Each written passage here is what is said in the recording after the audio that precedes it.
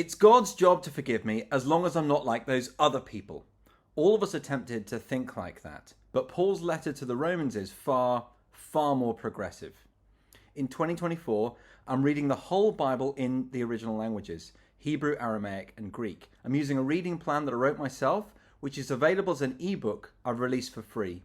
One of the passages I read today was Romans chapter 2 verses 6 to 11, which is part of Paul's argument in the opening chapters about sin. After introducing himself and his gospel in chapter 1 verses 1 to 17, in verse 18 Paul launches into an explanation of God's anger against human unrighteousness. He explains all human unrighteousness as a result of us suppressing the natural knowledge all of us have about God, and instead treating other things as God. In other words, Paul describes God's anger against sin, which he describes as all coming from breaking the first of the 10 commandments, you shall have no other gods. In Romans chapter 2 verse 1, Paul shifts his argument to deal with our excuses for doing things wrong. The biggest way we excuse our own wrongdoing is by comparing ourselves to others and pretending that we are good because we're not like them. But Paul's whole point is that we are like them. Romans chapter 2 verse 1. Therefore you have no excuse, O man, every one of you who judges, for in passing judgment on another you condemn yourself, because you, the judge, practice the very same things. I spent several years living in a very conservative country where the big temptation was to think other people were wrong and in comparison I'm better. And those other people were people who drink alcohol, or people who listen to the wrong kind of music, or people who experience same-sex attraction, things like that. I recently moved back to the UK, where the big temptation is to think other people are wrong, and in comparison I'm better. And those other people are people who are racist or unconsciously biased, or people who aren't inclusive and love others the way I do, or people who think they're right and won't agree to disagree. I've been in several places in the world where there is clear bias towards or against people of a certain ethnic identity.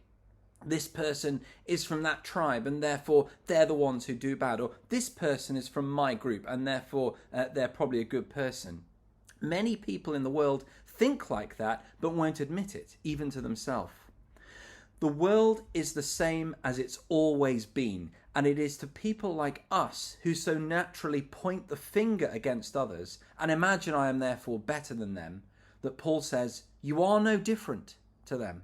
He says, you can see problems in those other people, and because you can see it in them, you have no excuse, because at heart, you are exactly the same. I am so quick to excuse myself and assume that it is God's job to forgive me, and in fact assume that he's supposed to go further and affirm me in all my thoughts and actions.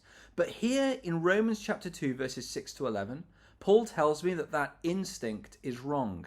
Instead, in verse 6 he says, Os apodosi ekasto katato ercha avtu, which means he will render to each one according to his works.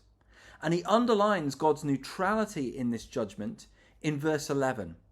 Ucharestin prosopolympsia para tortheo, which means, for there is no partiality with God. It's not God's job to forgive me, nor to treat me as special in some way because I'm not like those other people.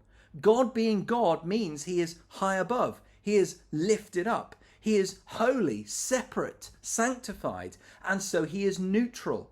He is fair. He will render to each one according to his works. He will not render to each group according to their shared works or their strength of identity or their victim narrative. I am at heart biased. I judge others, and this shows that I rightly deserve to be judged. That's what Paul says. It's not God's job to forgive me as long as I'm not like those other people, because I am just like those other people, whoever those other people are. And God's judgment is impartial, it's fair, it's just. That's what Paul says in Romans chapter 2, verses 6 to 11. But that is not the end of the story or the end of Romans. Tomorrow, I'll continue reading on in Romans as part of my 2024 plan to read the Bible in a year in the original languages. If you want to read along as well, then details of my free Bible reading plan and EPUB reader can be found in the description below. Do download the reader and read the Bible with me in 2024. And if you like the video, then please like the video. And if you want to get video updates of my whole Bible read through in the original languages in 2024, hit subscribe and turn on notifications. Thanks for listening.